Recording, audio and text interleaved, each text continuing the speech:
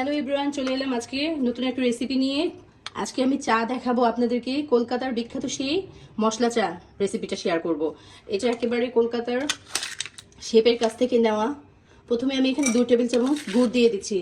এখানে আপনারা চাইলে আখি গুড় দিতে পারেন, খেজুরি গুড় দিতে পারেন, বা চিনি দিয়েও করতে পারেন জিনিসটা।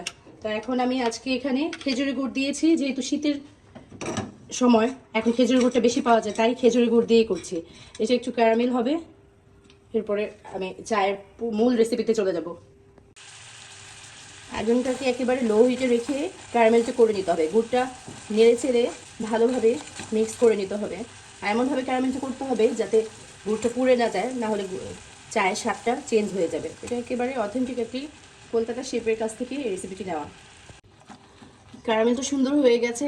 এই পর্যায়ে যখন গুড়ের কালারটা এরকম একটা ঠিক চলে আসবে, দেখুন আবার সেই গুড়ের মতো হয়ে গেছে। এখন আমি এখানে 1 কাপ পরিমাণ পানি মিক্স করে দেব।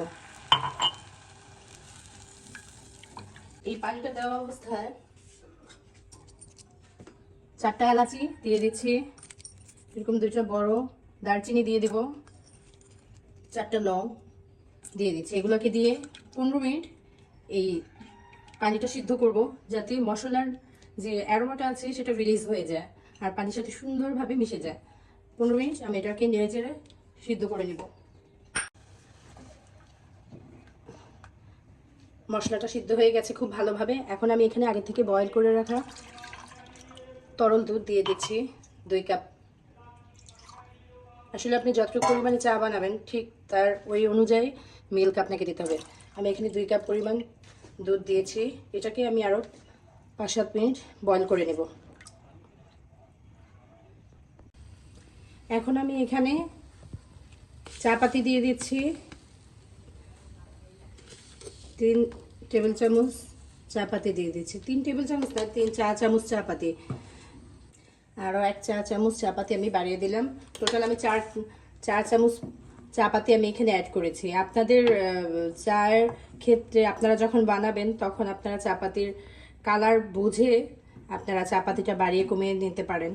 প্রয়োজন হলে আরও 2-1 চামচ বাড়িয়ে দিতে পারেন। আমি 1 চামচ বাড়িয়ে দিয়েছি। এটাকে দিয়ে আমি চা পাতিটা দেওয়ার পরে অনলি 2 মিনিট আমি রান্না করব। কারণ এর বেশি রান্না করলে চা পাতির যে কাঁচা একটা ফ্লেভার আসে, সুন্দর একটা গন্ধ, সেই গন্ধটা থাকে না, নষ্ট হয়ে যায়। যার জন্য আমি শুধু 2 মিনিট রান্না করে চাটা নামিয়ে ফেলবো। এত সুন্দর একটি স্মেল আসছে যে আমি আপনাদেরকে বলে বোঝাতে পারবো না। চাটা হয়ে গেছে, এখন আমি আপনাদেরকে পরিবেশন করে দেখাবো। ওয়াও,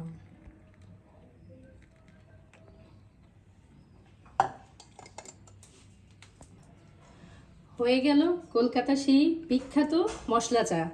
ভীষণ অসাধারণ হয়েছে দেখতে, খুবই সুন্দর একটি কালার এসেছে। এত সুন্দর একটি ফ্লেভার এসেছে।